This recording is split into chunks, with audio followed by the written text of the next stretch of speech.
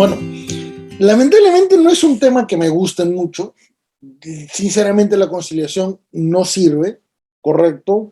Debemos ser bastante honestos con esto, en particular porque lo he logrado demostrar no solamente en debates, sino que también ante el mismo Ministerio de Justicia, y les he demostrado en su cara que no funciona. Por más que me digan de cultura de paz, esas cosas, no sirve. Lamentablemente, eso es una realidad. ¿Hay posibilidad de poder mejorarlo? Sí, yo creo que sí, todo se puede mejorar. El gran problema es que no es solamente el contexto de conciliación, el problema es general, el problema es absolutamente masivo, ¿correcto?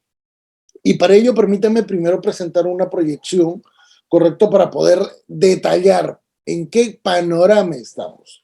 El primero de ellos, señores, lamentablemente tenemos un sistema judicial, porque acá corresponde mencionarlo así, tenemos un sistema judicial sumamente negligente frente a la realidad.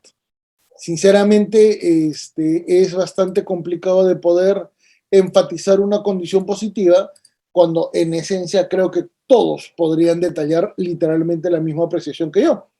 Tenemos muchísimos elementos a nivel procesal, civil, comercial, familia, societario, que genera una sobrecarga procesal.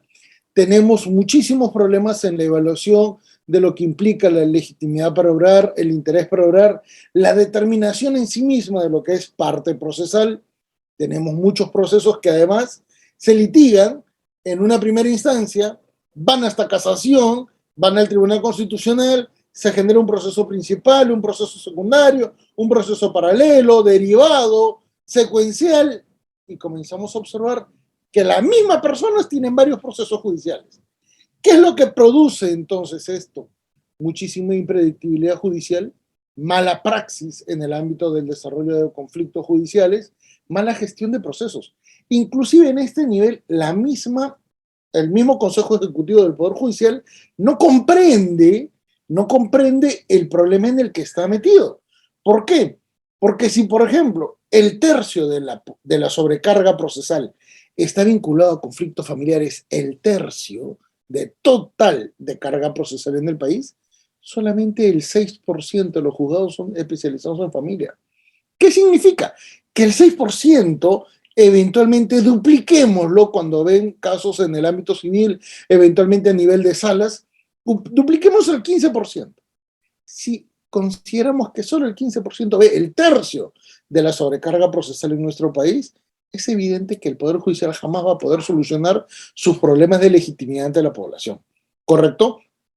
Por eso es que mucha gente cree que en el ámbito judicial de familia hay corrupción. No, no lo hay. Aunque parezca increíble, no lo hay. Lo que sucede es que hay la sensación de una corrupción judicial, principalmente por la demora de los procesos judiciales que genera un descrédito social y que además esto termina por provocar más conflictos judiciales. ¿Correcto?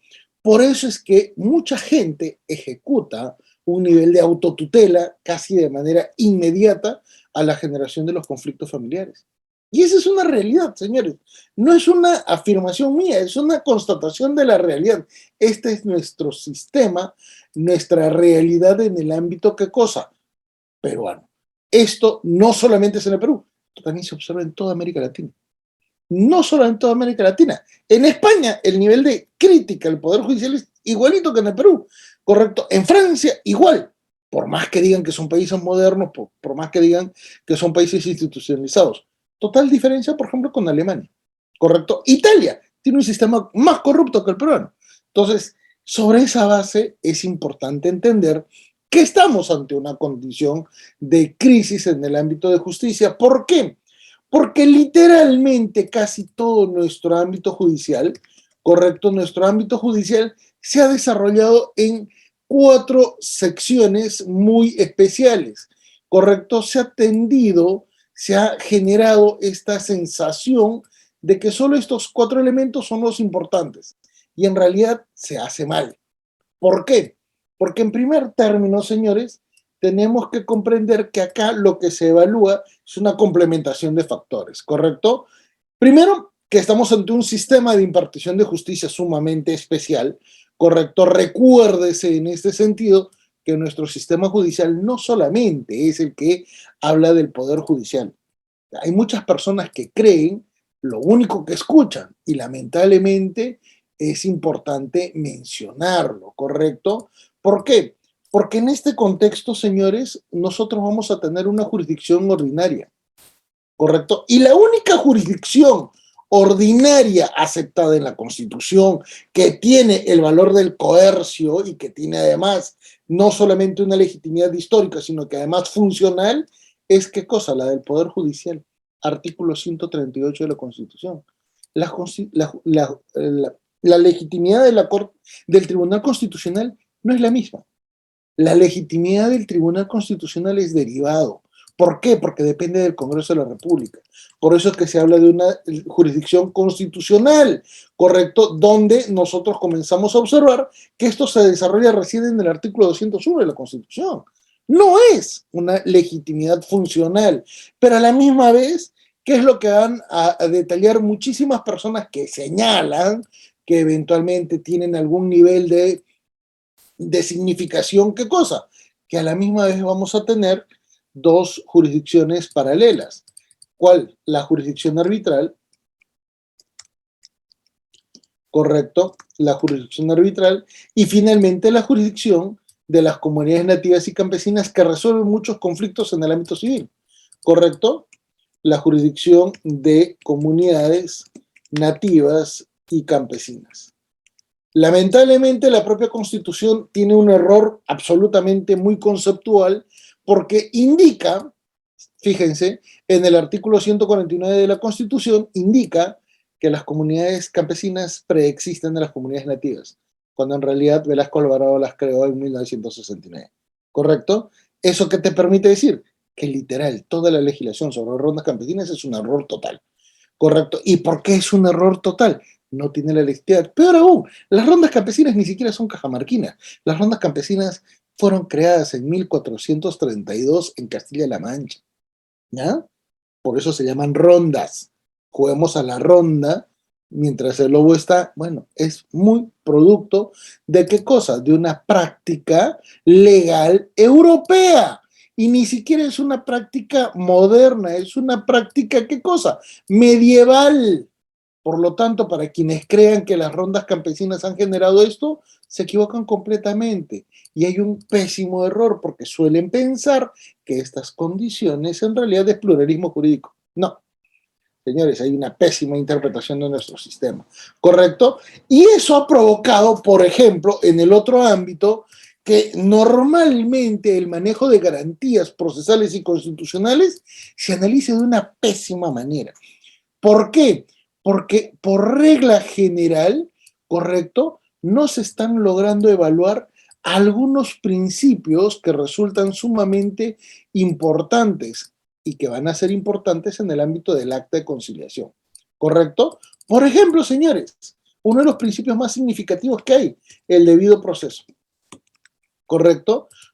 ¿Cuál? La tutela judicial efectiva, que inclusive es prejudicial, porque eso se evalúa en el ámbito administrativo, ¿correcto? Otros, señores, el principio de garantía de la dignidad de la persona humana, ¿correcto? Dignidad de la persona.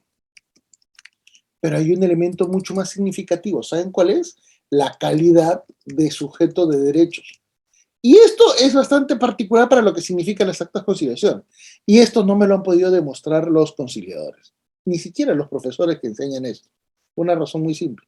¿Cómo vas a aceptar la legitimidad de una conciliación extrajudicial cuando no está participando el principal sujeto al que supuestamente pretenden proteger? ¿Mm? Hay un tema de legitimidad, hay un tema de validación, hay un tema de legalidad. No está participando el verdadero implicado. Por lo tanto, ¿qué es lo que están tratando de analizar? Y esto también nos permite indicar qué cosa, que en este contexto de garantías procesales y constitucionales, recuérdese, la Constitución y la Convención Americana también son representativas porque influyen en ese contexto. Por eso es que si nosotros comenzamos a detallar, nos vamos a dar cuenta que eventualmente las reglas en el ámbito procesal, en el ámbito judicial, van a estar sujetas a una serie de condiciones que lamentablemente no entienden que estamos ante una situación sumamente especial cuando se trata del contexto familiar, especialmente porque es el que genera la referencia del acto de conciliación. Y permítanme expresarlo, ¿correcto? Porque muchos dirán, reglas de evaluación en el expediente judicial. Muy bien, comencemos pues. Una cosa es ser parte procesal y otra es, ¿qué cosa? Sujeto involucrado en un conflicto. Son elementos totalmente distintos. Y yo les pregunto, ¿en qué conciliación han visto ustedes que participe el menor? Si supuestamente desde 1989 el menor es una persona con plena capacidad y que además es un sujeto de derechos, ¿desde cuándo acá terceros deciden sobre lo que le interesa, lo que le proyecta, sobre lo que le corresponde a un menor?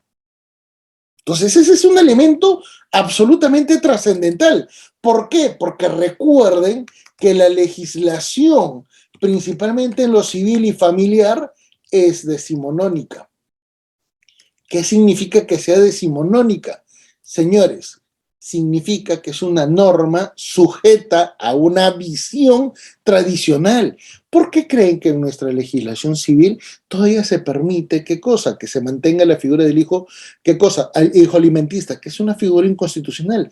¿Por qué creen que se permite qué cosa? Que en caso de familias ensambladas, el papá o la mamá que tiene el hijo preexistente en la relación le pide el permiso a la pareja para que su hijo viva con ellos.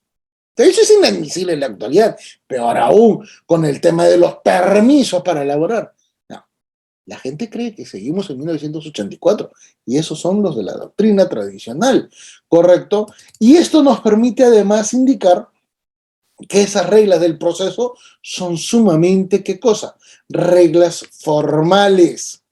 Y lo que ve la parte conciliatoria no es formal, normalmente es un conflicto humano, ¿correcto? No se puede ver, no se aprecia el conflicto familiar. ¿Y por qué no se aprecia el conflicto familiar? Y estos son los elementos que jamás ninguna conciliación va a poder tratar, ¿correcto? Señores, el conflicto familiar es dinámico, es atemporal.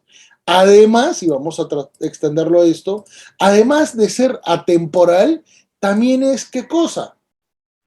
Señores, secuencial, interdependiente y subjetivo. Viene la gran pregunta. Si ese es el conflicto que ni siquiera lo puede resolver una sentencia judicial, ¿quién creen que le dio la posibilidad de la conciliación para resolver un tremendo problema? ¿A quién fue el megagenio que pudo crear esto? Es imposible, ¿correcto? Y esto es sumamente objetivo. ¿Por qué? Porque cuando comenzamos a analizar, ahora sí, el contexto de, por ejemplo, la conciliación judicial no va a tomar en cuenta las reglas, ¿qué cosa? Las reglas vinculadas al ámbito de la prueba. El derecho probatorio en nuestro país, literal, solamente se analiza en el ámbito penal, solo se analiza en el ámbito, ¿qué cosa? Procesal civil, cuando el caso evidentemente genera una buena controversia, un buen debate en lo académico. Pero en familia, ¿alguna vez ustedes han podido apreciar a alguien que hable sobre pruebas en el ámbito de derecho de familia? A alguien que evalúe las psicopatologías, a alguien que analiza el contexto penal, el contexto de la medicina forense, el contexto de una pericia psicológica, psiquiátrica, el contexto de una asistencia social. No, no la hay.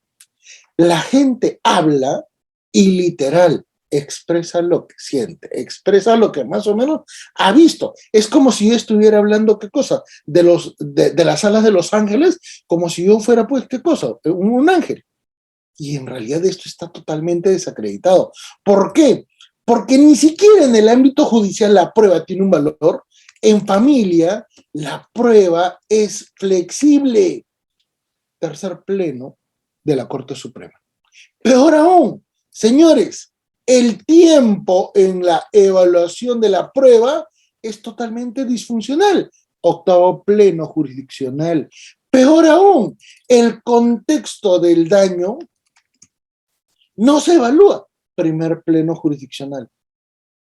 Le dieron a una familia que se va a morir por contaminación de plomo, contaminación de mercurio, 24.000 soles. Primer pleno. Quien diga que estoy exagerando, por favor, revise los plenos. Peor aún, ni siquiera toma en cuenta del impacto social.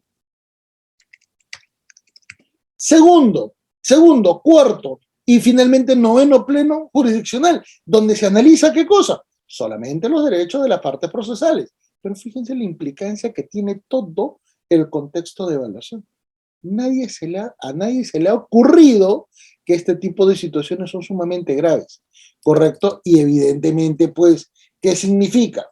Que si esto es absolutamente inmanejable, en conciliación, ¿cómo qué va a pasar? En conciliación, señores, lamentablemente, las partes, ¿qué es lo que asumen? Las partes asumen una total discreción. En conciliación no hay necesidad de presentar pruebas, ¿correcto? Si el varón ha sido el maltratador contra la dama, contra la esposa, ¿correcto? ¿Ustedes creen que van a poder acreditar esto? No, porque eso se ve en lo penal. Y peor aún, en lo civil van a evaluar qué cosa. Alimentos que de repente no son suficientes o que nunca van a cumplir, o eventualmente un régimen de visitas, o situaciones totalmente negativas para los menores, ¿correcto? En conciliación no se necesita acreditar esto. Por lo tanto, la parte formal de conciliación literalmente no existe, ¿correcto? ¿Y qué es lo que sucede en estas condiciones antes de poder pasar a otro nivel? Fíjense, señores, toda nuestra legislación trata de comprender esto, como si esto fuera lo definitivo. Por ello es que normalmente no se toma en cuenta mucho el contexto de la Constitución de la Convención Americana de los Derechos Humanos. ¿Por qué? Porque lamentablemente se sigue pensando, y nadie quiere decirlo, el que lo diga, por favor, que me diga, ese profesor habla así. No, no lo dicen. Participo 20 años en la academia y no he escuchado esto, ¿correcto? Impredictibilidad judicial, mala praxis judicial, corrupción judicial, descrédito social, no lo dicen. ¿Y por qué no lo dicen? Porque sencillamente se sigue asumiendo condiciones absolutamente, ¿qué cosa? Muy relativas a lo que es lo usual. El sistema de impartición de justicia, el debido proceso, tutela judicial efectiva, el contexto del seguimiento de las reglas, eventualmente el desarrollo de una serie de elementos que van a ser, ¿qué cosas? Sumamente secuenciales. Y esto es la parte significativa, ¿correcto?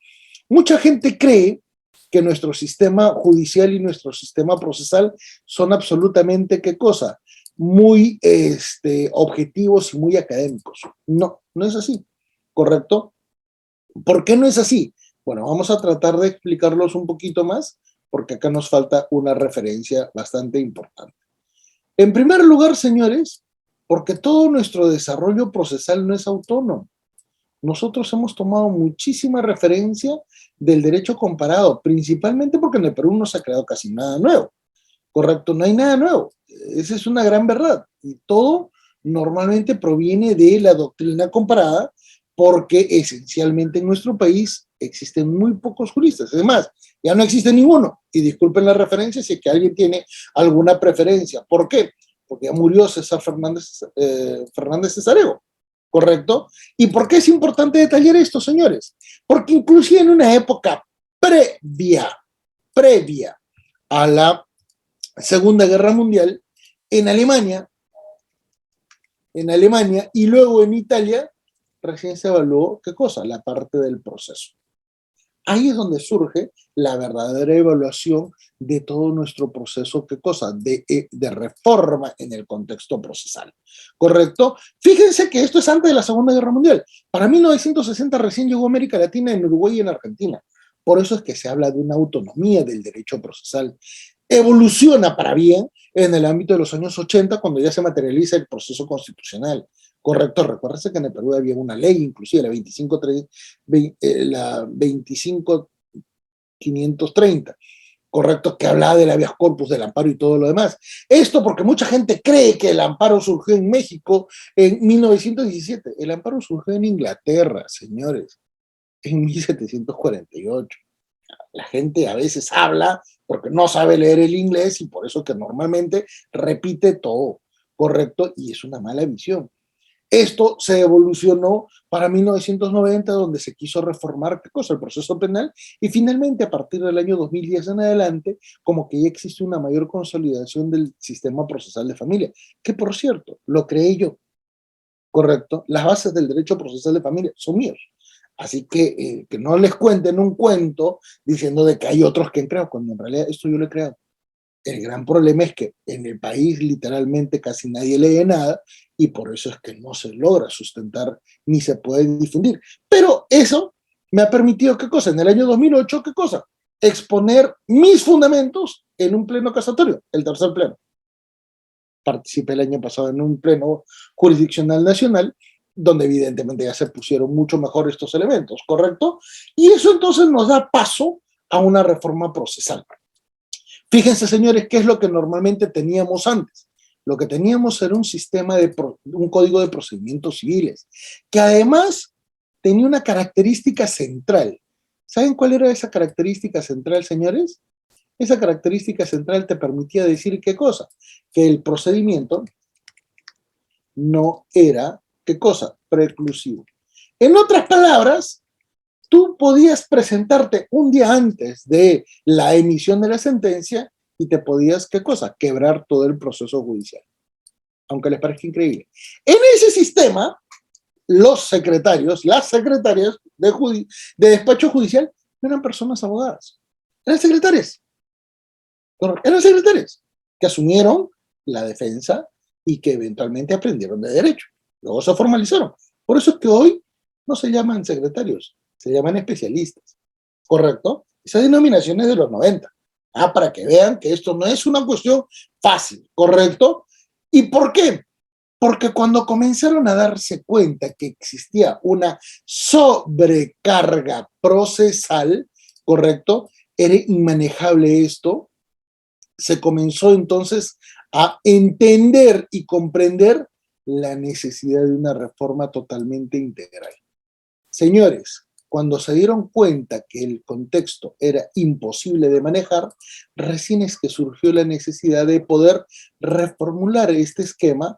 ¿Por qué? Porque evidentemente no iba a resultar, pues, ¿correcto? Ya la excesiva carga procesal era absolutamente inmanejable. En ese sentido, es que resulta útil entender que todo este contexto provino prácticamente, ¿qué cosa? De la reforma judicial provocada por Alberto Fujimori. Y no es que reformó algo, no es que tampoco llegó a tener una solución práctica. Por lo general, el nivel de modernización del sistema judicial en lo procesal civil terminó siendo más corrupto. Recuerden cómo terminó ese gobierno. Correcto, entonces, pero la intención de reforma, fíjense de qué fecha es el Código Procesal Civil, correcto, permitió una mejor evaluación de los conflictos judicializados. Los niveles preexistentes de tutela, negociación, intervención de un tercero, eventualmente del proceso judicial, comenzaron a ser funcionales, ¿correcto? Y ese nivel de evaluación funcional es propio de indicar cuando comenzamos a detallar lo que cosa, en varios niveles. Cuando comenzamos a ver el nivel de la negociación, evidentemente estábamos hablando de la mediación, ¿correcto? En el ámbito de la intervención de un tercero, estábamos hablando propiamente, ¿qué cosa? ¿De quién? De un árbitro, correcto, de un árbitro, pero a la misma vez también de quién, de un conciliador, que si bien es cierto tiene muchísimas limitaciones, correcto, también tenía esa facultad, correcto, tenía esa facultad de intervenir como un tercero. Pero el gran problema es que en el contexto social, familiar, la autotutela es uno de los remedios más elementales. Y por eso es que existe demasiada, ¿qué cosa? Cifra negra en este contexto. El gran problema es que normalmente pocos toman en cuenta esto, debido sobre todo a que los niveles de autotutela no se suelen registrar. Entonces el nivel de violencia familiar es, ¿qué cosa? Sumamente desmedido, y por eso es que acá tenemos, ¿qué cosa? Una criminalidad que no es tomada en cuenta. Una criminalidad que genera cifra negra. Y eso, señores, no es una cuestión de argumento falaz o eventualmente, ¿qué cosa? Una situación trivial. Esto se acredita constantemente en el ámbito de la evaluación, ¿qué cosa? De nuestro panorama judicial, que no es una exageración. Esto se observa. El gran problema es que nadie quiere meterse en este tipo de situaciones porque exige, ¿qué cosa? Que en este nivel de evaluaciones, el conflicto familiar, por ejemplo, se evalúe en lo penal, en lo constitucional, en lo civil patrimonial, en lo civil no patrimonial, en el ámbito societario, en el ámbito comercial, en el ámbito de medicina legal, en el ámbito de derecho procesal, de derecho probatorio, en el ámbito del derecho internacional, del derecho convencional, de psicología forense. de asistencia social. Por lo tanto, es un problema tan complejo que no se quieren meter, porque saben que evidentemente no todo el mundo va a poder manejar todos estos elementos. Correcto, hay muy pocos especialistas en esta materia. Por ello es que se optó, ¿qué cosa? Por una reforma en el ámbito de los procedimientos civiles para así poder, ¿qué cosa? Generar una modernización al contexto judicial. Y aunque parezca paradójico, y esto es una cuestión absolutamente importante, señores, cada vez que ha habido golpe de Estado, siempre los grandes dictadores han tratado de reformar, ¿qué cosa? La propia realidad del Estado.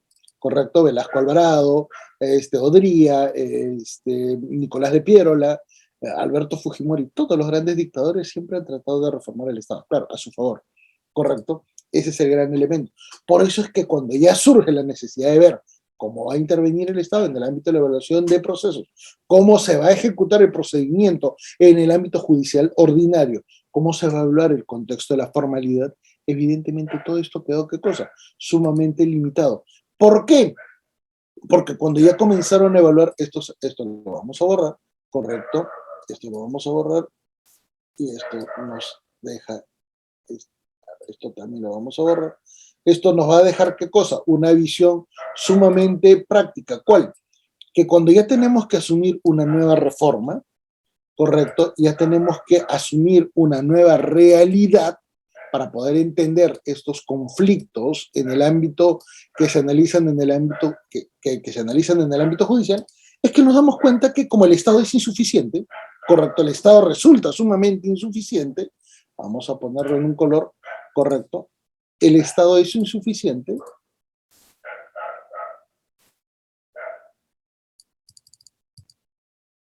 Estado es insuficiente, y es insuficiente tanto en lo que es el poder, ¿qué cosa? Judicial, en lo que es el Tribunal Constitucional, es en lo que es Ministerio Público, ¿correcto? En todas las instituciones queda totalmente desbordado. Poder Judicial, Ministerio Público, Tribunal Constitucional, por un lado, por un lado. Por otro lado, ¿quién más? Policía Nacional del Perú, el Ministerio de Justicia con respecto a la Defensoría Pública y también, ¿qué cosa? El Ministerio de la Mujer, correcto, que hasta ahorita no se sabe para qué sirve. Correcto, no tienen ningún nivel de significación e importancia. Como ya se dan cuenta que el Estado es totalmente insuficiente, ahí viene, oh, maravillas del destino, la conciliación, la justicia de paz. Correcto, que en realidad la justicia de paz inclusive es un aporte del derecho colonial de la época virreinal, correcto, un aporte de los españoles en nuestro país. Y que, aunque parezca increíble, esa institución llegó a Colombia y de Colombia nosotros la trajimos como grandes tontos porque al final pensamos que eso era un aporte colombiano, cuando en realidad eso venía de Perú, ¿correcto? Y ese es porque no valoramos lo que tenemos, ¿correcto? Cuando ya se dieron cuenta que el Estado era insuficiente, ahí es donde se vuelve a plantear, ¿qué cosa? En términos históricos, señores, la conciliación. La conciliación sí va a poder solucionar y la conciliación es bonita, que la conciliación va a ser sumamente importante, que la conciliación te va a garantizar muchísimas cosas que de repente ayudan con la paz social, que eventualmente van a mejorar varias cosas. Comenzaron a surgir entonces las propuestas que llegaban a materializar la referencia del ámbito de la conciliación, y permítame, vamos a copiar esto para poder detallarlo con mayor claridad. ¿Correcto? ¿Y qué es lo que se generó? Señores, se generó una gran condición, pues. El gran problema es que esta conciliación no iba a tener efectos positivos por una referencia sumamente especial. ¿Correcto? ¿Por qué no va a tener resultados positivos? Señores, muy simple. Si el propio sistema judicial no logra tener una condición positiva, ¿cómo creen que algo social va a tener un efecto ahora sí positivo? Es imposible, ¿correcto? Y eso nos permite indicar que se generaron muchísimos mitos a favor de la conciliación, como si realmente fuera, ¿qué cosa? A solucionar problemas. ¿Qué es lo que comenzaron a exponer? Sobre todo los que viven de la conciliación, ¿correcto? ¿Qué es lo que comenzaron a indicar? Vamos a ver en este sentido. Vamos a ponerlo en un color mucho más neutro. Muy bien. Señores, comenzaron a decir cuestiones que probablemente ya las conozcan. La primera de ellas, señores, se descongestiona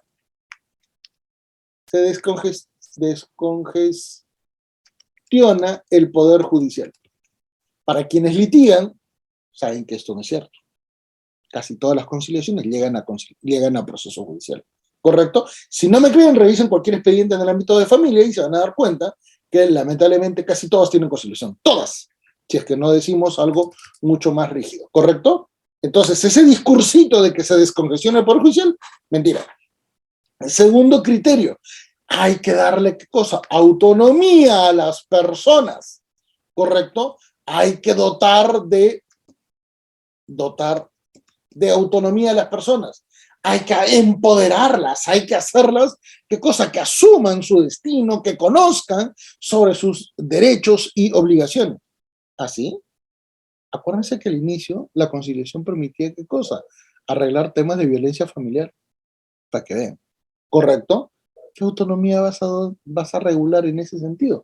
Peor aún, recuerden que en este contexto, normalmente, ¿qué es lo que se va a generar?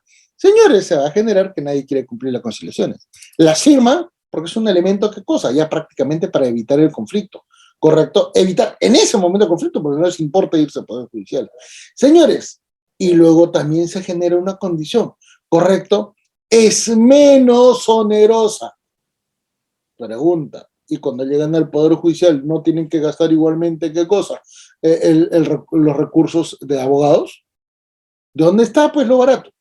No está. Y la peor mentira de todas, ¿no? ¿Cuál? Cultura de paz. Probablemente muchas personas puedan criticarme en este sentido, pero vamos a exponer por qué es que esto lamentablemente es un engaña muchachos. ¿Correcto?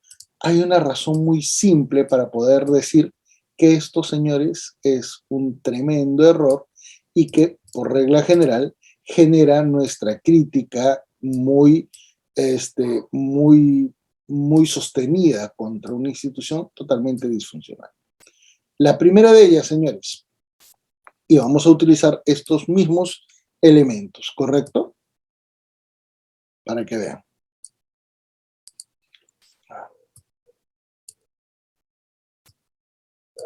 Señores, ¿por qué este contexto resulta totalmente disfuncional? ¿Por qué no logra generarse elementos positivos? A ver, vamos a ponerlo mejor en este sentido para hacerlo mucho más gráfico. ¿Por qué la conciliación no ha logrado funcionar? La conciliación no ha logrado funcionar por varios elementos, pero el más importante de todos, correcto, el más importante de todos es porque ninguno de estos elementos ha sido expuesto en una realidad económica como la nuestra. Este es un invento de personas que fueron a estudiar mecanismos alternativos de solución de conflictos a Estados Unidos y que pensaron que en nuestro país la cultura peruana es igualita a la norteamericana. ¿Correcto? En la cultura norteamericana hay una previsibilidad de costos. En la cultura norteamericana hay una cultura de respeto a la ley. En la cultura norteamericana hay una cultura de respeto al juez. Hay una cultura, y peor aún, una condición negativa de que si tú incumples una sentencia, literalmente la vas a pasar muy mal. En nuestro país no existe nada de eso. ¿Cómo se les ocurrió?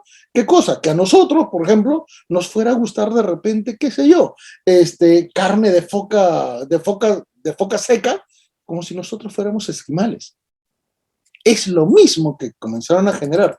¿Por qué? Porque lamentablemente la mayor parte de situaciones, correcto, de las conciliaciones van al Poder Judicial. Así de simple. ¿Correcto? ¿Autonomía de las partes? No, señores. Las partes no saben lo que quieren. ¿Por qué? Porque evidentemente les cuesta asumir la parte del conflicto, ¿correcto? Es muy onerosa porque la hace parte del sistema judicial. Y finalmente no puede haber cultura de paz porque la salud mental de la población no puede tener pues una cultura de paz. ¿Y saben por qué? Por elementos, ahora se los voy a decir, sumamente graves. Señores, nuestro país ha asumido muchísimos problemas, correcto, principalmente en el ámbito social. Y esto aunque no sea parte de la materia, es importantísimo que ustedes la sepan. Nuestro país ha asumido tantos inconvenientes en el ámbito material, ¿correcto?, que necesitan ustedes conocerlos, y por eso que no funciona la conciliación. La primera de ellas, señores, el proceso de migración es tan disfuncional que por eso es que tenemos, ¿qué cosa?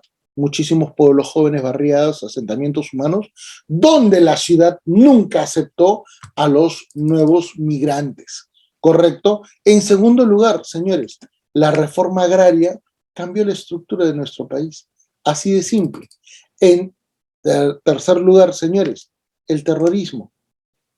Y en cuarto lugar, señores, un Estado desacreditado a nivel de corrupción, a nivel de negligencia, a nivel de disfuncionalidad con respecto a la población.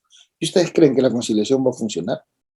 La conciliación no funciona, no por la conciliación, está rodeada de muchos factores que lamentablemente impiden su evaluación, ¿correcto? Sobre esa base, entonces, obsérvese que todo el proceso pasó por un proceso de constitucionalización, correcto, por un proceso de convencionalización, donde se tienen que garantizar otros elementos muy positivos, muy significativos, ¿correcto? ¿Por qué? Porque lamentablemente en este tipo de situaciones y en este tipo de condiciones, perdón, se tiene que valorar cómo es que se fueron, cómo es que se fueron a generar nuevas condiciones. Por ejemplo, fíjense, en el cambio del código de procedimientos al Código Civil, 1969, ¿qué se dio? Convención Americana. 1979, Constitución Política. 1979, ¿qué es lo que se generó? Señores, a ver, la Convención de Derechos para la Eliminación de toda forma de discriminación contra la mujer, CEDAW. 1993, se dio una nueva constitución. 1993 está el Código Procesal Civil. 1984, Código Civil. Y en el año 2000, Código del Niño y Adolescente. Y sobre esa base es que recién viene la legislación sobre conciliación. ¿Correcto?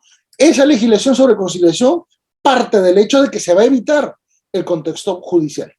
¿Correcto? Donde todo está arreglado, donde existe pues un correcto manejo de todas las instancias y trámites eventualmente aplicables. ¿Correcto? Pero ahora viene el gran detalle. ¿Por qué la conciliación en forma específica no ha logrado funcionar? Bueno, comencemos a analizarla en este sentido, ¿correcto? Comencemos a analizarla en este sentido. La conciliación no ha podido lograr un nivel de funcionabilidad, ¿correcto?, por los siguientes elementos. A ver, un ratito, vamos a ponerlo por acá, por los siguientes elementos. Fíjense solamente en el ámbito del procedimiento. A ver, ¿dónde tenemos las flechitas? Ya. Fíjense nada más en el ámbito del procedimiento. Cuando nosotros acudimos a un contexto de conciliación, ¿correcto?, vamos a encontrar tres grandes elementos. La etapa preliminar al mismo trámite de la conciliación, ¿correcto? Esto es en el ámbito del desarrollo del procedimiento conciliatorio. ¿Correcto? Procedimiento conciliatorio. Todo el mundo cree que esto es el punto referencial y el punto madre, ¿correcto? Pero no. En realidad el procedimiento conciliatorio tiene que verse en una forma dinámica. ¿Por qué? Porque ustedes tienen que percibir que las partes preexisten a este procedimiento, ¿correcto? Y por lo tanto, evidentemente hay una etapa preliminar donde se analiza, ¿qué cosa? El conflicto familiar. Ese conflicto familiar, que es el que termina provocando no solamente el procedimiento conciliatorio, sino además la misma conciliación, nos va a garantizar, ¿qué cosa? Que tengamos que evaluar, por último, ¿qué cosa? Un trámite judicial, ¿correcto? Y cuando analizamos el trámite judicial, evidentemente estamos viendo, ¿qué cosa? Una posibilidad de poder aplicar lo que hizo ese procedimiento conciliatorio, porque finalmente recuerden que tiene mérito de, ¿qué cosa? Cosa juzgada, ¿correcto? Existe una condición procesal que lo va a validar, ¿correcto? Muy bien. Sobre esta base, entonces, ¿qué es lo que se suele pensar? Vayamos a analizarlo. En el procedimiento conciliatorio, evidentemente todas las reglas están fijadas a ¿qué cosa? A que el conciliador busca una alternativa, ¿correcto?, para que las partes la puedan eventualmente desarrollar. Esta conciliación puede ser parcial, ¿correcto? Conciliación parcial. conciliación parcial, como también puede ser absolutamente plena. Ojalá siempre pudiera ser en este sentido, ¿correcto? Una conciliación plena. Eventualmente pueden surgir situaciones donde probablemente se tenga que reformular la conciliación, ya sea porque se dieron nuevas circunstancias, ya sea porque de repente los menores a los que de repente querían generar alimentos crecieron y evidentemente ese monto inicial no resulta objetivo, ¿correcto? Entonces puede haber una reformulación del contenido de la conciliación ya, ¿qué cosa? Regulada. Sea porque las partes conciliación, sea porque las partes lo acordaron así, o sea porque también las circunstancias evidentemente lo han generado. Hasta acá, esto es lo que normalmente te dice la doctrina, porque asume que este procedimiento conciliatorio va a ser eficaz. Normalmente en este tipo de circunstancias, ¿qué es lo que va a ocurrir? La parte tradicional nos permite decir que como situación excepcional, porque vivimos en un contexto absoluto de violencia, correcto, casi todo va a ser resuelto en el ámbito judicial. En otras palabras, ¿qué es lo que se suele generar?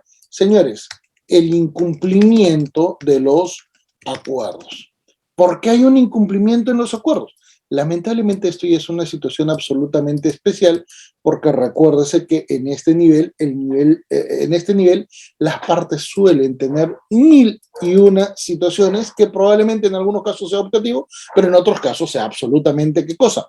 Contradictorio a lo que inicialmente pactaron, ¿correcto? Entonces, en este incumplimiento de los acuerdos, ¿qué es lo que se va a generar? Finalmente, señores, lo que se va a generar es, ¿qué cosa? La desatención de derechos. Y en muchos casos esos derechos son de naturaleza fundamental. Ejemplo, los alimentos. Miren cómo no se pudo ejecutar de una manera muy proactiva el contexto de los alimentos, ¿correcto? Peor aún, ¿esto qué es lo que normalmente genera? Genera el incremento de las situaciones confrontacionales. ¿Por qué la familia está en crisis? Fíjense en la parte amarillita del inicio, ¿correcto? El incremento de las situaciones confrontacionales entonces nos permite especificar que esto lamentablemente tiende para ir a más. Y peor aún, recuérdese que normalmente la ley, ¿qué es lo que te dice? El juez aplica lo acordado en la conciliación, ¿correcto? Por lo tanto, no hay un control del contenido. A los jueces se les pasó, ¿qué cosa? Ejecutar un control jurisdiccional sobre el contenido, sobre el contenido del acta, que podría evitar los inconvenientes judiciales. Y no me digan de que no, pero tiene un mérito ejecutivo. No, señores. ¿Desde cuándo los jueces se han visto limitados por parte de la ley para poder aplicar una cuestión que es absolutamente natural, conforme al artículo 138? Los jueces pueden evaluar esto, ¿correcto? Eso se llama control de constitucionalidad. Y eso no es, ¿qué cosa? Debatible, así de simple, ¿correcto? Entonces, ¿qué es lo que suele pasar y por qué se generan estos errores en el ámbito de la conciliación? Bueno, los principales errores en la conciliación normalmente están dados no por el conciliador, no por el centro de conciliación, sino por el mismo contexto que tiene la familia, pues en una situación de crisis, ¿correcto? Y los principales inconvenientes entonces que se van a ir registrando en esta referencia, ¿cuáles van a ser? El primero de ellos, señores, el primero de ellos, el conflicto familiar. El conflicto es dinámico, es atemporal, ¿correcto? Es interdependiente y además es subjetivo, ¿correcto? Se van a dar cuenta que hay situaciones de repente en las cuales hay violencia familiar, en las cuales hay un adulterio, en las cuales de repente hay incumplimiento de alimentos, en las cuales inclusive puede haber una separación de la pareja en contradicción. Y de repente, ¿qué cosa? Se pueden volver a reconciliar, pueden retomar la relación familiar y esto es absolutamente variable. Es una condición subjetiva, ¿correcto? Peor aún, recuérdese que en estas circunstancias, en este tipo de circunstancias, las partes no logran tener una evaluación objetiva de la realidad, con lo cual limitan sus contextos a nivel de evaluación de derechos, a nivel de evaluación y perspectiva de sus obligaciones, como también la de terceras personas. No lo logran evaluar, ¿correcto? Al no lograr evaluarlo, viene ahora sí los errores en el ámbito de la conciliación. Señores, el conciliador no necesita conocer la realidad de las personas en la conciliación. No lo necesita saber. No es necesario. ¿Pero por qué detallo esto? Porque recuerden que en el ámbito procesal civil existe un contexto que se denomina artículo 6, título preliminar del Código Procesal Civil, que se habla del principio de socialización, que además le dice al juez, recuerda, señor, que usted sobre el artículo 2, título preliminar del Código Procesal Civil, usted va a poder, ¿qué cosa? Dirigir el proceso judicial. Y esto evidentemente para poder conocer la realidad judicial sobre la cual usted va a poder controlar la iniciativa de parte, que es el artículo 4, título preliminar del Código Procesal Civil. ¿Para qué cosa? Para poder ejecutar la evaluación de los derechos que realmente correspondan, conforme al artículo número 7, título preliminar del Código Procesal Civil. ¿Correcto? Esto en función también, ¿qué cosa? A evitar el contexto de abuso de derechos, que suele ser muy material en el ámbito familia, correcto, conforme al artículo número 2 del título preliminar del Código Civil, para poder respetar el orden público, que es el artículo 5 del título preliminar del Código Civil, para así garantizar el derecho de acción que está expuesto en el artículo 6, título preliminar del Código Civil. ¿Correcto? Entonces, fíjense que hay un contexto preliminar que lamentablemente no se toma en cuenta. ¿Correcto? Y por ello es que, por regla general, ¿correcto? El conciliador no sabe si las partes están con voluntad de conciliatoria. Y lo pueden timar. ¿Correcto? ¿Por qué creen que hay conciliaciones tan abiertas, tan ambiguas, eventualmente tan disfuncionales, como por ejemplo, conciliaciones que tienen solamente 4 considerandos, donde se desarrolla ¿qué cosa? La parte de los alimentos. El papá dará eventualmente su voluntad. ¿Qué? La mamá tiene la tenencia y el papá va a tener un régimen de visitas abiertos. ¿Y qué es lo que suele pasar en ese tipo de situaciones? Papá se presenta un sábado 11 de la noche, quiere ver al hijo. Ese es el problema de tener, ¿qué cosa? Acuerdos conciliatorios sumamente disfuncionales, ¿correcto? Y por eso es que el conciliador depende de las personas, pero estas personas actúan de mala fe. Peor aún, pueden actuar, ¿qué cosa? En situación de afectación de sus propios derechos, porque pueden tener una psicopatología. ¿Cómo vas a conciliar, por ejemplo, con una persona que sufre síndrome de Estocolmo, o sufre síndrome de Lima, o tiene una hibristofilia, o tiene otras patologías, ¿correcto? ¿Cómo vas a poder negociar con una persona que no tiene su plenitud, de su capacidad en plenitud para poder evaluar algo? ¿Cómo vas a poder evaluar con una persona que de repente tiene problemas psiquiátricos sumamente graves, correcto? Que de repente tenga bipolaridad o que tenga trastornos que provoquen violencia. ¿Cómo vas a manejar una conciliación cuando en realidad solamente has visto a los 2 adultos y no has visto a los menores, sobre quienes usualmente deciden? Entonces, en este tipo de circunstancias, conviene entonces analizar, señores, ¿qué es lo que se puede mejorar en el ámbito de la conciliación? Se pueden mejorar muchas cosas. Desde mi punto de vista, primero, señores, los jueces tienen que evaluar lo que significa la conciliación. 2, la conciliación tiene que tener un carácter obligatorio, sobre todo en lo económico.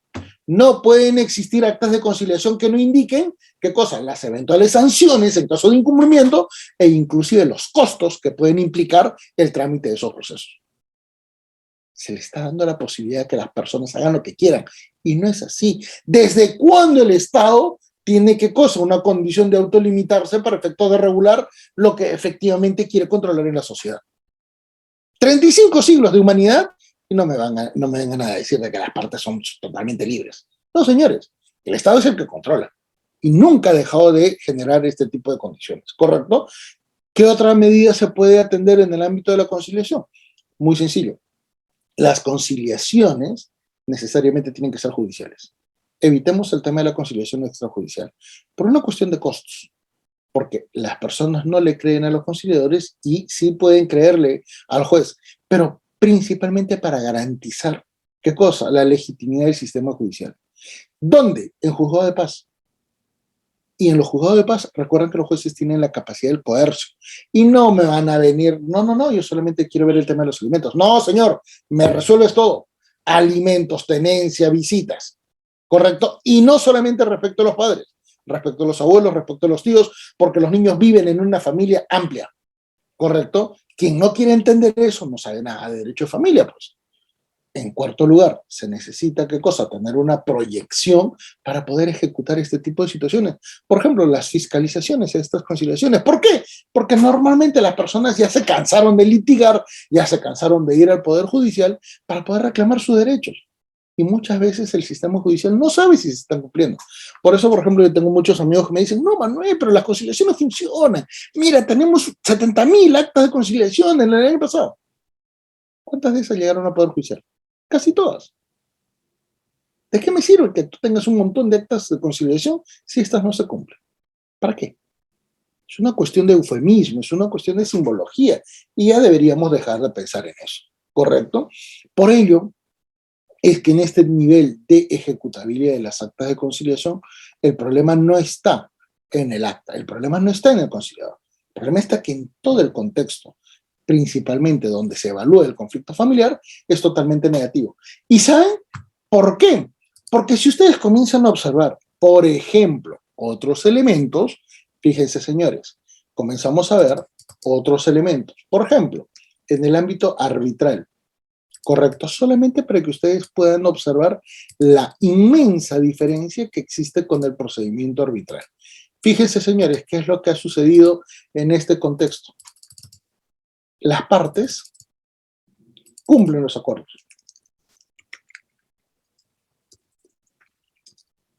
Las partes cumplen los acuerdos. ¿Y por qué la cumplen? Primero, porque los fallos son predictibles.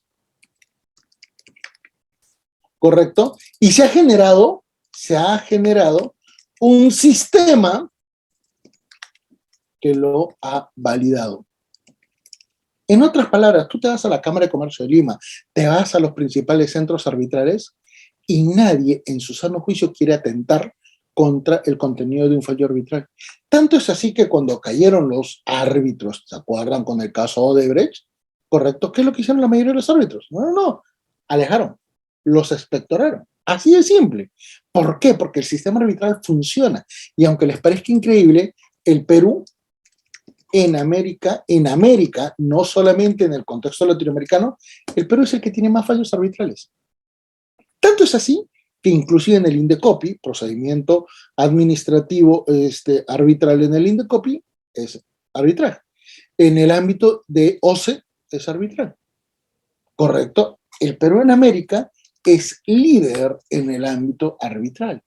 Hay una institucionalidad, hay una legitimidad que nos permite decir, señores, esto funciona, ¿correcto? Así que no es una cuestión de que tenga que intervenir necesariamente el Estado. Y les voy a dar otro ejemplo que es absolutamente importante.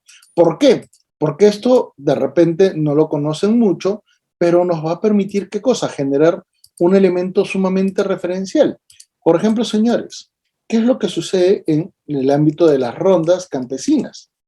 Normalmente los conflictos familiares son evaluados diligentemente, con violencia, nadie lo va a negar, pero son evaluados diligentemente.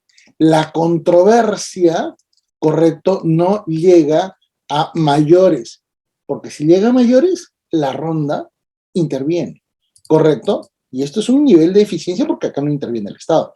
Nadie me puede decir que la policía interviene, que el Ministerio Público interviene, que el Poder Judicial no interviene. ¿Correcto? Y sobre esa base, entonces, lo que la ronda evalúa inclusive contextos penales y civiles. La ronda evalúa contextos íntimos, privados, públicos en varias disciplinas. ¿Correcto? Robos, eventualmente violaciones o relaciones sexuales con personas menores de edad. Lo evalúa y la sociedad las asume, bueno, las sociedades en esos ámbitos las asumen positivamente, ¿correcto? ¿Y por qué las rondas están ahí? Las rondas tienen una legitimidad, pero a la misma vez tienen una fuerza, tienen un nivel de coerción que supera al Estado. ¿correcto? Y son dos elementos en donde no interviene el ámbito judicial. Sin embargo, en el contexto familiar que normalmente ocurre en lo conciliatorio, ¿correcto? En la conciliación, recuerden qué es lo que suele pasar. Señores, lo que suele pasar en el ámbito de la conciliación es un procedimiento absolutamente, ¿qué cosa? Sujeto a la buena fe de las partes. Pero ya les estoy indicando, la buena fe de las partes no logra, pues, ser entendido correctamente. ¿Por qué? Porque principalmente la conciliación ve temas familiares, ¿correcto? Donde el conflicto es dinámico, todo lo demás. ¿Qué más? En el ámbito eventualmente de la conciliación está sujeto a la discrecionalidad de las partes en contradicción, ¿correcto? Peor aún, no se sabe si se va a cumplir. No hay un seguimiento a las actas de conciliación. Ni siquiera el Minjus quiere meterse en este tipo de situación. ¿Por qué? Porque le lograrían demostrar qué cosa, que el sistema no funciona, que hay muchas deficiencias. Y peor aún, es prácticamente qué cosa, un requisito cuasi administrativo. Y por eso es que la Comisión de Reforma del Código Procesal Civil lo quiso eliminar. No lo eliminó porque no querían qué cosa, perder balas, perder oportunidades en la aprobación de una reforma del Código Procesal Civil, cuando esto después se puede eliminar. ¿Correcto? El problema es que luego vino los problemas de PPK, luego vinieron los problemas en el ámbito del gobierno nacional y lamentablemente la conciliación no terminó funcionando. ¿Correcto? Y acá te vas a dar cuenta.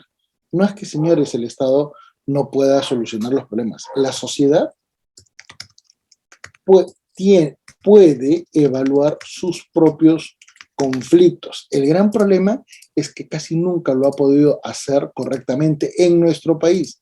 Primero, por el elevado nivel de contradicción que normalmente existe, ¿correcto? ¿Entre quiénes? Entre la doctrina, entre la práctica y la propia realidad social.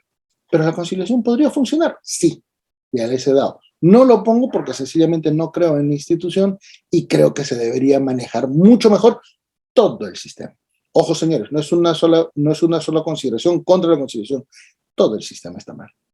Y si alguien cree que este sistema funciona, por favor que me lo diga, porque en realidad de repente yo estoy mal, ¿correcto? De repente me he pasado investigando 20 años y he investigado mal. De repente me he confundido y de repente estoy apreciando otra cosa y de repente estoy apreciando otra realidad.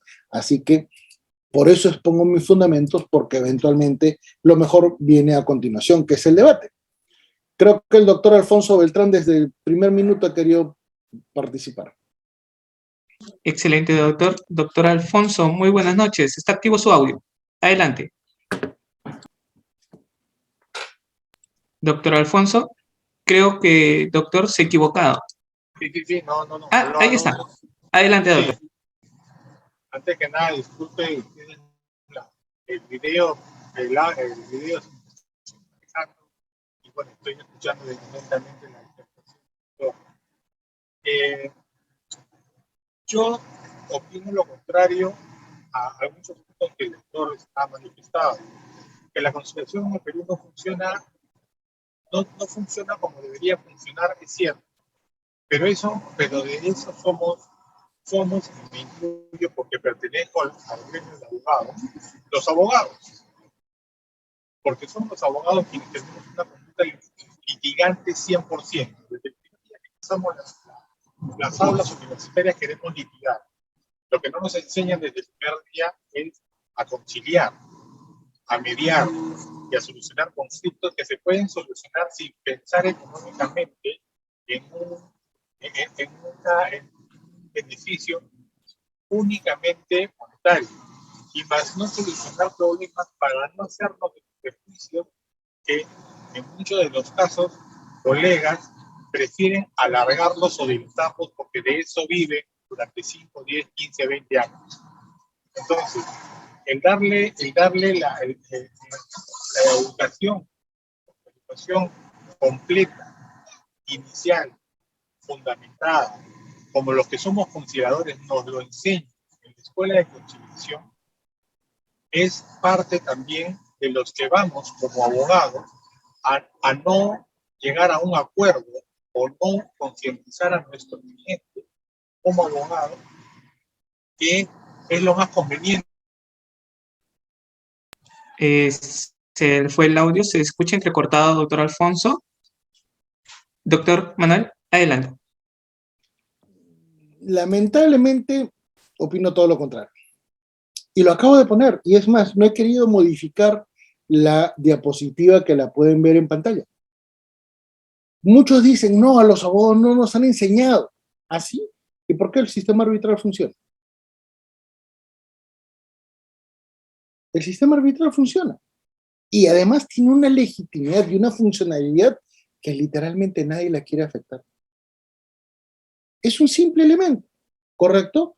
Lo arbitral funciona, las rondas campesinas funcionan. Que no, que estamos acostumbrados a litigar. Pregunta, ¿quién en su sano juicio quiere pasarse 20 años litigando? Hasta donde yo tengo entendido, el proceso más extenso que ha pasado en nuestro país ha sido de 22 años, principalmente por efecto del Código de Procedimientos Civiles que no se pudo resolver y que había generado, ¿qué cosa? Un trámite en casación antes de la promulgación del Código Procesal Civil, y por eso tomó 25 años, ¿correcto? Los demás procesos no llegan a pasar de los 6 años, 7 años. ¿Qué es lo que normalmente suele pasar? Proceso principal 1, proceso principal 2, proceso de repente derivado o complementario. Pero esos son elementos totalmente distintos a este contexto, ¿correcto? No, que no nos han enseñado a conciliar. Perdón, lo que sí nos han enseñado a todos los abogados, al menos a los buenos, ¿qué cosa es? A manejar costos. Y el manejo de los costos, ¿qué te permite decir? Oiga, señor cliente, usted no va a ganar. Tiene que ver la previsibilidad de sus derechos. Y en este tipo de circunstancias le conviene acceder a este tipo de negociación, le conviene manejar este tipo de circunstancias, le conviene tener este tipo de aplicaciones. Así que, por favor, los argumentos a favor de la conciliación no logran superar esto.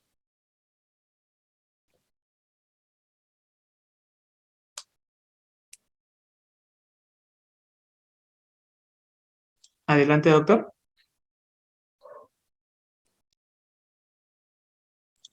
Doctor Manuel. Sí, Sí. creo que para otras personas. Perfecto. Doctora Luz, está activo su audio. Doctor, buenas noches. ¿Cómo está, doctora? Disculpe que discrepe con usted en el tema acerca de los conciliadores y la conciliación. Si bien es cierto lo que usted dice que las conciliaciones de alguna manera no han resultado, yo le podría decir que sí, porque he visto en la provincia donde yo laboro, no en el Poder Judicial, no, en otra institución, que muchos casos que se han presentado en nuestra provincia, más que nada de alimentos, era que han acudido a un centro de conciliación. ¿Por qué? O a una demuna.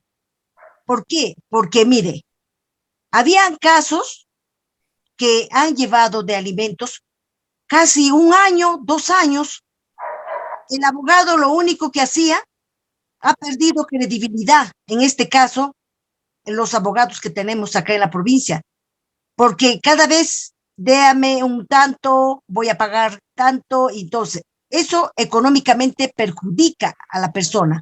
Otro, que cuando ha habido casos que lo han hecho por el Poder Judicial, también, que mucha carga procesal, el tiempo se amplía, y otro, ha habido corrupción, doctor, que nadie podemos decir que no. En el Poder Judicial lo hay. Entonces, ¿qué pasa? Se dejan comprar por la otra parte. Entonces, al final, ha perdido credibilidad en el Poder Judicial llevar los casos que concierne a conciliación. Y yo no le miento, doctor, a nivel de Junín, que es el segundo puesto que queda en la corrupción, se ha visto muchos casos.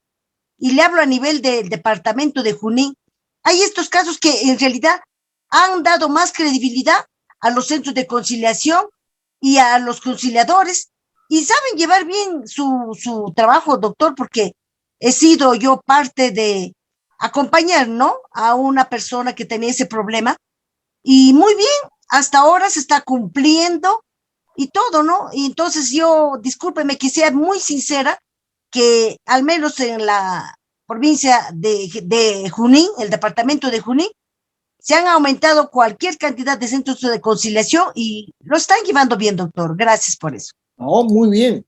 Bueno, permítame decirle por qué mi posición, ¿correcto? Y le voy a demostrar que literalmente solo estamos viendo una situación muy particular. ¿Qué es lo que se suele presentar en este tipo de circunstancias, mis queridos amigos? Señores, normalmente quienes están defendiendo la conciliación viven de la conciliación, ¿correcto? Pero no toman en cuenta el panorama general en el que normalmente se tramite el ámbito judicial. Quien les habla fue contratado por el Banco Mundial para justamente analizar este tipo de circunstancias, ¿correcto?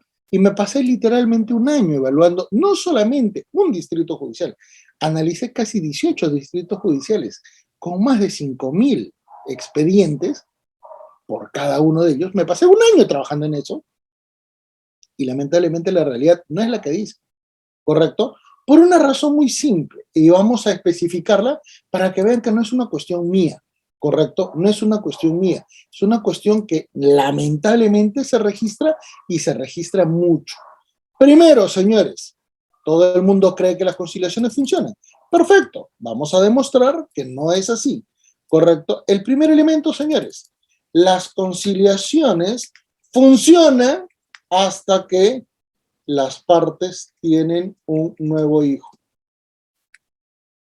El contexto económico cambió, ¿correcto?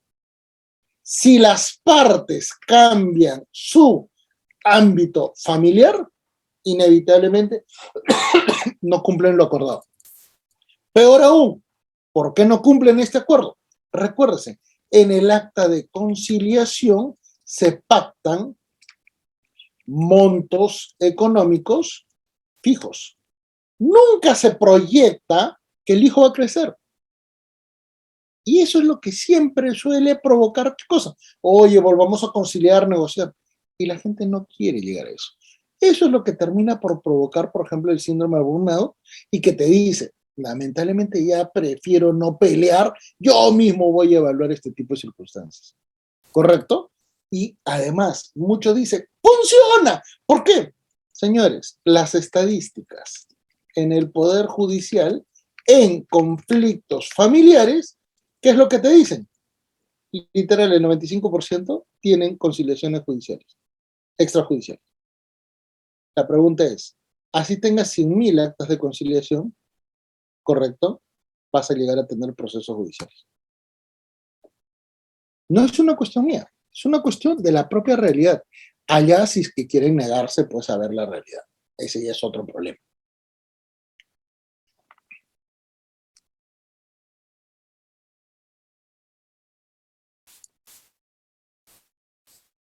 Otra consulta, Reader, de repente. Sí, doctor. Doctora Susana, ¿está activo su audio? Hola, buenas noches, ¿me escuchan? Sí, ¿cómo está? ¿Qué tal, doctor? Muy buenas noches, gracias por su ponencia.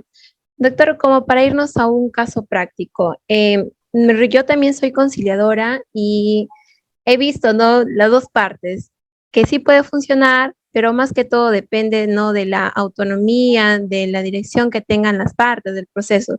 Y si ellas quieren, va a funcionar, pero si no quieren, todo se va al proceso judicial. Lastimosamente es así. Tenemos siempre nuestras deficiencias en todo, tanto en el tema de conciliación como en los mismos casos que se llevan en el proceso judicial, pero la idea es continuar como abogados y tratar de ayudar a estas personas, ¿no?, que tienen un problema y que quieren tener una solución pronta, oportuna, ¿no?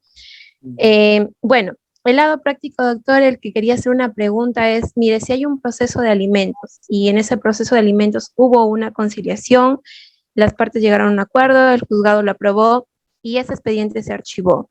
Posteriormente, la demandante se va a otro país. Entonces, antes de que pase eso, llegan a un acuerdo conciliatorio en donde el demandado se le va a dejar la tenencia total de la menor. Entonces, este demandado ya no tendría más la calidad de demandado, ¿verdad? Sino ya incluso podría ser demandante. Entonces, el tema está, yo tengo un acta de conciliación donde a mi demandado le dan la tenencia total de su menor hija, pero sin embargo, la pensión que se le descuenta de su planilla se le sigue mensualmente aportando a la demandante y nadie dio cuenta de este hecho. Y por el expediente estar archivado, el señor, bueno, en todo caso, la menor se le está viendo perjudicado el interés superior, ¿no? Sí, De que no se trata de solamente proteger, al menor, al papá sino también. también al padre. Entonces, esta persona, aún pese a saber y ser parte de este acuerdo conciliatorio, no da a conocer y ni mucho menos de forma consciente devuelve este dinero que le pertenece no a ella, sino a su menor hija.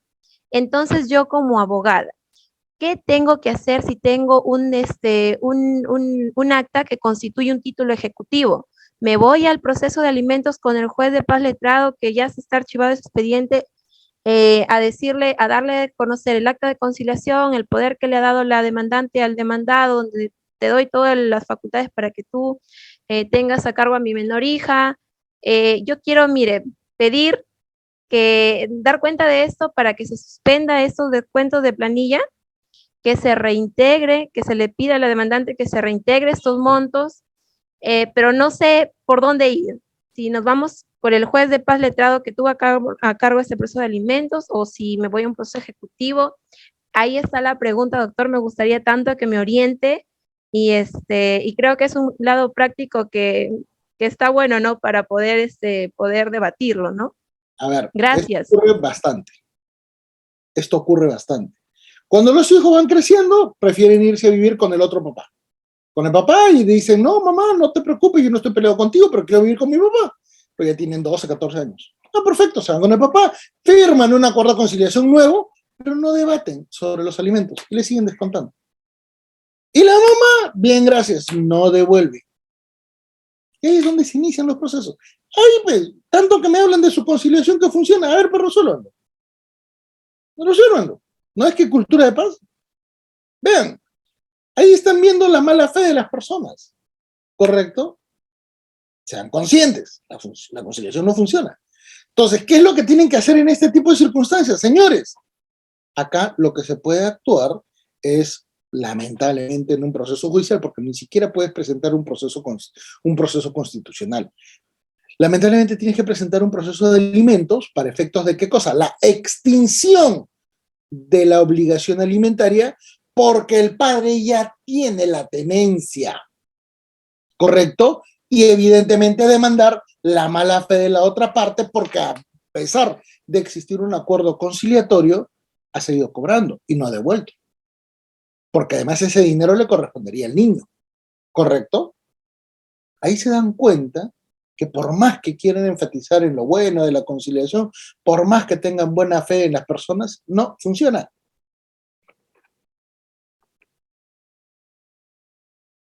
Excelente, doctor. Doctora Tania, con usted culminamos. Adelante, está activo su audio. Buenas noches. Hola.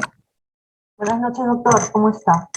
La verdad es que había ingresado al curso, me interesó mucho el tema, con mucha expectativa de conocer sobre los temas de la falta de conciliación, porque hay muchas deficiencias y hay mucha falta de información de cómo realizarlas y de cómo pensé que también podría ser el tema de ejecución de las actas de conciliación, ¿no? La verdad es que no concuerdo en nada de lo que usted está diciendo, de lo que está exponiendo, ya que me parece que tiene un gran desconocimiento de lo que es la conciliación extrajudicial. Todos sabemos que es un medio alternativo a la solución de conflictos. No es la solución para el Poder Judicial, no es para que las partes puedan hacer lo que se les dé la gana. En algún momento usted mencionó que las partes no podían ni tenían por qué decidir por ellos, sino que el gobierno lo tenía que controlar. No estamos en una dictadura y tampoco tenemos ese tema en nuestra legislación ni nada de eso. Lo que sí Se llama orden público, señor. es que Se llama conciliadores preparados que tengan capacidad para desarrollar la conciliación, porque sí hay casos en los que, y hay muchos casos en los que sí funciona. Ahora, la conciliación extrajudicial no solamente es para temas de familia, mucho menos para violencia, porque la violencia familiar y todo tipo de violencia no es conciliable. Y los temas conciliables tienen un amplio espectro, hay temas civiles, hay temas de familia, contrataciones del Estado. El Ministerio de Justicia tiene plan piloto para temas laborales, así como el Ministerio de Trabajo, y hay conciliación en salud, que lo desarrolla actualmente su salud, pero que también ha estado preparando desde antes de la pandemia para que los centros de conciliación también lo desarrollen, y es muy amplio. Entonces no podemos hablar que la conciliación no funciona. El hecho de que hayan actas de conciliación que se tengan que ejecutar, y precisamente es para este tipo de cursos que se necesita cómo hacer un acto de conciliación para que en un momento determinado en que no se cumplan los acuerdos se pueda ejecutar debidamente en el poder. Excelente, doctora. Muchísimas gracias. Muy bien. Bueno, vamos primero. Vean en la diapositiva, estoy indicando que la parte arbitral funciona. Y la parte arbitral es dentro del mecanismo alternativo de solución de conflictos. ¿Correcto? Primer punto. Segundo punto. Cuando les estoy indicando que el Estado regula, se llama orden público. Simple, lean el título preliminar del Código Civil. No es un invento mío. Está en la norma. Y vean la Constitución, señores. Literal. Existe un principio de legalidad que regula todos nuestros actos. No podemos hacer lo que querramos. ¿Correcto? Y para quienes eventualmente digan, no conozco. Libro de la Católica en su centenario. Ojo, centenario. Libro homenaje a la Universidad Católica. El texto que me aprobaron, porque fue un concurso público a nivel latinoamericano, la aplicabilidad del control difuso en la ejecución del acta de conciliación sometida a proceso de ejecución en caso se atente contra los derechos del niño y adolescente. Un libro. Segundo libro. Tercer libro. Cuarto libro. Quinto libro. Sexto libro. Séptimo libro. Octavo libro. Noveno libro. Décimo libro. Onceavo libro. Catorceavo libro. Quinceavo libro. 16avo libro. 17avo libro. 18avo libro. 19avo libro. Y no pongo todos los demás, pero estos son solamente a nivel de autoría mía. Enseño, soy profesor ordinario en la Universidad Católica. He sido parte del primer pleno jurisdiccional civil de familia, correcto, en la Corte Suprema. Voy como 7 plenos jurisdiccionales en distintos distritos judiciales del país. Enseño, capacito, soy profesor en la UNAM, soy profesor en la UBA en Argentina, soy profesor en Chile, soy profesor en la Universidad Católica de Sao Paulo, profesor de la Universidad Católica en Colombia, soy profesor de la Universidad de Valencia en España. Y que me digan que no conozco, la verdad es que lo dejo en libre criterio. ¿Mm? Excelente, doctor. Doctor, por favor, el último participante, Juan Orlando, por favor. Doctor Juan Orlando, está activo su audio. Adelante.